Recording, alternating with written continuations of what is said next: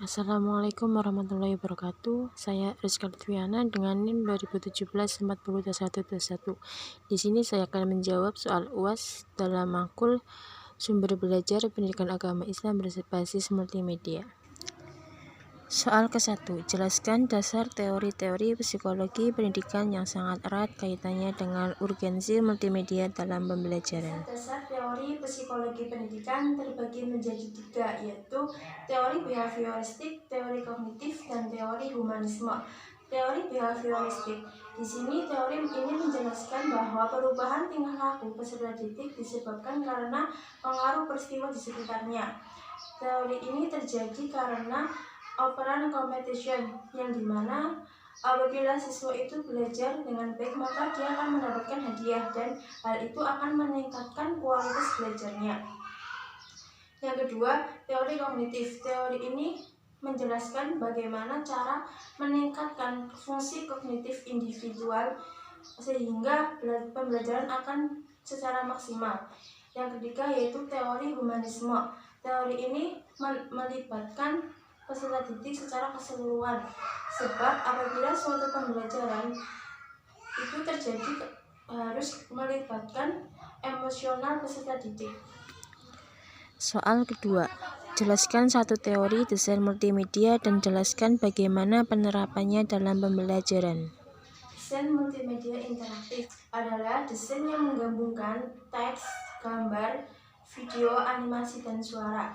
Cara penyampaiannya melalui media elektronik seperti komputer atau media elektronik lainnya. Jenis desain multimedia interaktif ini terbagi menjadi 2, yaitu multimedia interaktif offline dan multimedia interaktif online.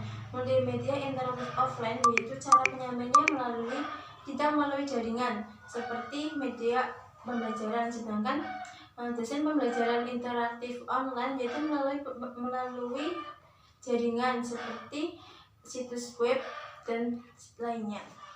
Soal ketiga, jelaskan minimal 3 aplikasi berbasis Android yang dapat digunakan sebagai sumber belajar PAI, sebutkan juga keunggulan dan kelemahannya. Aplikasi yang bisa digunakan untuk media pembelajaran, yang pertama aplikasi kuis hafalan. Kelebihannya yaitu bisa mengubah bahasa dari Indonesia ke Arab atau dari Arab ke Indonesia. Yang kedua disertai penerjemahan. Kekurangannya yaitu terdapat dalam sambung ayat. Dalam sambung ayat itu tidak diacak sehingga kurang menantang. Yang kedua aplikasi wudhu dan suara. Kelebihannya disertai suara, animasi, dan gambar. Lebih memudahkan untuk menghafal dan disertai gambar step by step. Yang kekurangannya, aplikasi ini terdapat fitur yang kurang lengkap seperti dalam bacaan doanya. Yang ketiga yaitu aplikasi Powtoon, merupakan aplikasi presentasi dan media animasi. Kelebihannya lebih memudahkan untuk membuat media pembelajaran lebih menarik.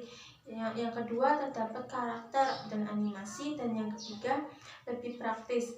Sedangkan kekurangannya yaitu aplikasi ini harus menggunakan jaringan atau internet. Yang kedua tidak bisa diberi latar belakang musik, dan yang ketiga durasi waktunya itu sangat singkat.